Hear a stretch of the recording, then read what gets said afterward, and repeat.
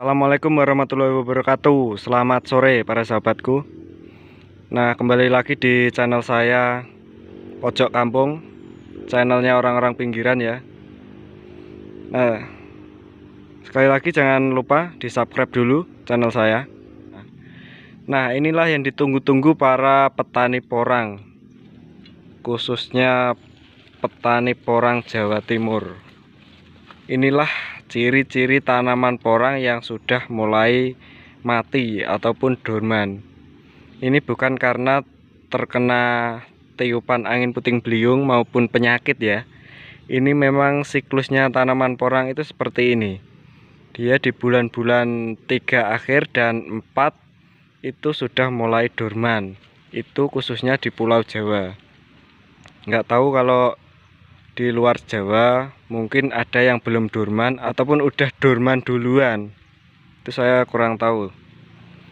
Nah, inilah ciri-ciri tanaman porang yang sudah mulai dorman ataupun mati. Ciri-cirinya seperti ini.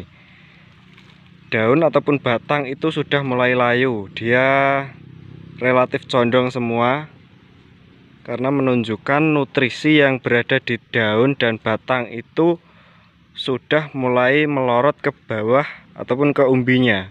Jadi nutrisi yang di atas itu sudah turun semua jadi umbi. Kalian bisa lihat seperti ini. Dia sudah mulai keriput karena umurnya sudah tua.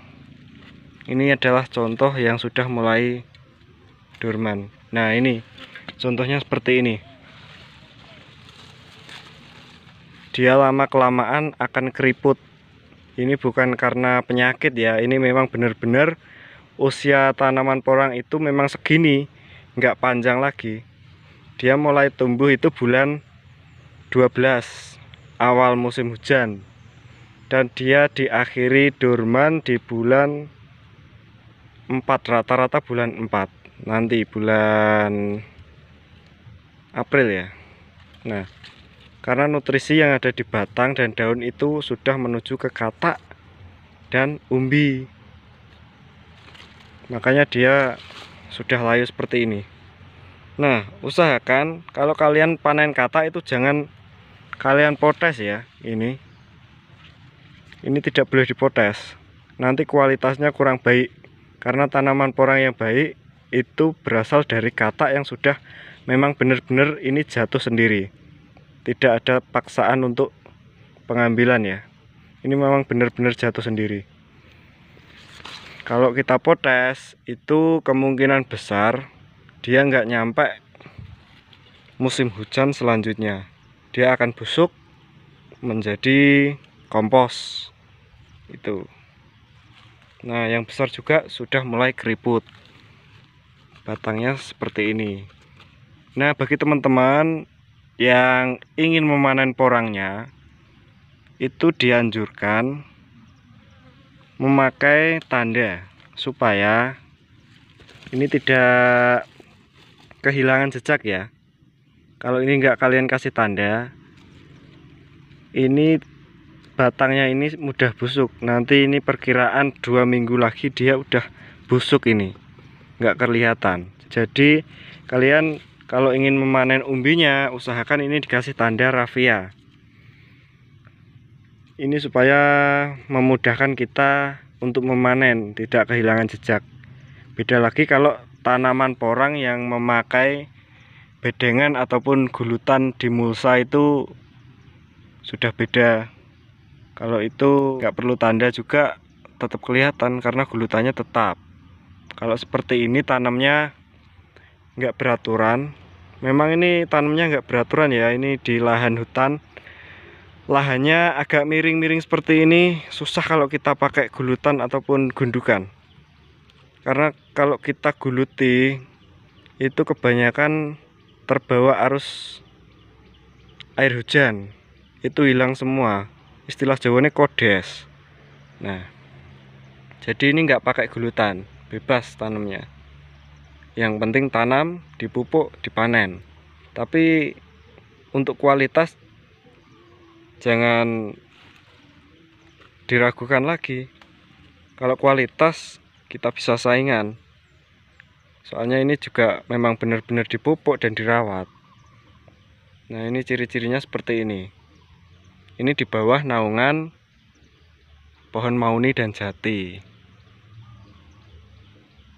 50% naungan dan 50% sinar ya ini. Usahakan seperti itu. Jangan terlalu rapat untuk naungannya. Biasanya untuk terlalu rapat itu susah besarnya. Memang daunnya hijau, benar-benar hijau. Tapi untuk kualitas umbinya itu kurang mantep menurut saya. Seperti halnya manusia kalau nggak terkena sinar matahari juga istilah Jawanya ngrik-ngriken ya. Kurang sehat. Tanaman juga seperti itu. Kalau kurang sinar matahari, dia juga nggak bisa sehat. Batang pun nggak bisa kekar. Dia terkena angin sedikit roboh. Biasanya seperti itu. Tapi kalau dia terkena sinar matahari, udah otomatis, udah pasti dia sehat. Karena fotosintesis tanaman juga membutuhkan sinar matahari. Kalau nggak ada matahari ya kacau nanti. Nah, ini sudah pada roboh semua. Itu daun-daun warna kuning itu sudah mulai dorman. Itu yang bawah sendiri itu baru tanam kemarin, bibit kecil-kecil sekali. Nah, nyampe sana ya. Nah, ini teman-teman juga saya kasih saran sedikit tentang bagaimana agar tidak kemalingan. Salah satu caranya tanpa penjagaan itu adalah rumputnya. Kalau sudah masa-masa ini kalian biarkan seperti ini, kalian biarkan agak rimbun. Nah, pas waktu dorman udah otomatis katak itu bersembunyi di bawah rumput. Nah, cara panennya gimana Bang? Nah, cara panennya itu pas kita membersihkan rumputnya. Kita bersihkan rumputnya sambil kita cari kataknya. Tapi usahakan kalau mau kalian panen ya dikasih tanda itu yang batang umbinya itu supaya nggak kehilangan jejak. Nah, itu salah satu caranya. Kalau saya seperti itu. Di sini rata-rata seperti itu supaya nggak kemalingan. Tapi ada juga yang dijaga, memang benar-benar dijaga setiap sore. Selalu dicek ke lokasi apakah ada maling atau tidak. Rata-rata maling itu beraksi di malam hari. Nggak cuma di siang hari ya, di malam hari. Karena di malam hari menurutnya lebih aman. Ya memang benar aman. Karena di sini lokasinya jauh-jauh semua sama pemukiman warga. Makanya kalau kalian punya tanaman porang, usahakan kalian sering cek kalau sudah waktunya panen katak seperti ini. Takutnya nanti hilang, diambil orang ya. Ini udah pada dorman ini. Nah, ini enggak saya panen. Ini saya buat indukan. Mau saya perlebar lagi sampai bawah sana. Di sini lahan saya masih banyak karena sudah saya kasih tanda. Sampai sana.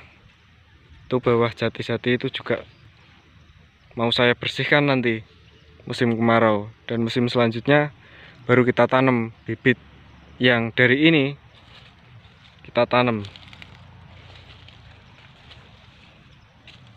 Untuk kualitas bibit dijamin bagus karena bibitnya asli bibit dorman ataupun memang benar-benar sudah waktunya panen. Udah, itu saja teman-teman. Untuk kalian yang ingin menanam porang, usahakan secepat mungkin kalian cari bibit. Jangan nunggu-nunggu nanti mendekati musim hujan, karena biasanya bibit itu lebih mahal kalau mendekati musim hujan. Apalagi nanti bulan 8, 9, 10 itu ngeri harganya. Kemarin aja tembus 450.000 per kilo bibit katak. Dan bibit bunga ataupun spora itu mencapai 1 juta per kilogram. Bunga seperti ini. Ini calon bibit. Calon bibit spora. Nah, usahakan kalian cepat-cepat cari bibit ataupun inden juga bisa. Untuk harga biasanya kalau mendekati musim panen seperti ini relatif murah ya, meskipun nggak murah-murah amat, biasanya lebih murah daripada nanti kita waktu beli di bulan-bulan Agustus ke atas. Itu biasanya kalau kalian cari dikasih harga segini, kemahalan, kita nunggu hari berikutnya, kita tanyakan lagi ternyata sudah naik, kita tanyakan lagi ternyata sudah naik.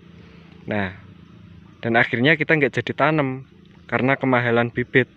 Padahal untuk para petani itu sudah mengasih saran, carilah bibit secepat mungkin ataupun timbun dulu nggak masalah, karena bibit kualitas bagus itu nggak mudah busuk gitu. Kita tanam nanti di bulan Desember masih bisa, karena kualitasnya juga bagus.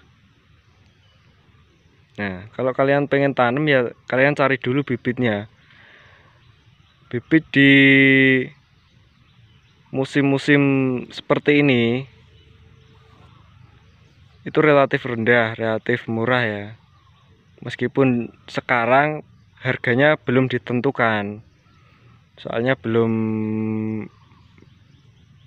musimnya jual, tapi udah banyak yang inden. Kita pesan berapa gitu. Nah, itu teman-teman yang bisa saya sampaikan, semoga bermanfaat bagi kalian yang sudah tanam maupun yang belum tanam, ataupun para senior yang sudah lama menanam tanaman porang. Pak Bos, semoga menginspirasi ya bagi teman-teman semuanya. Itu saja. Wassalamualaikum warahmatullahi wabarakatuh.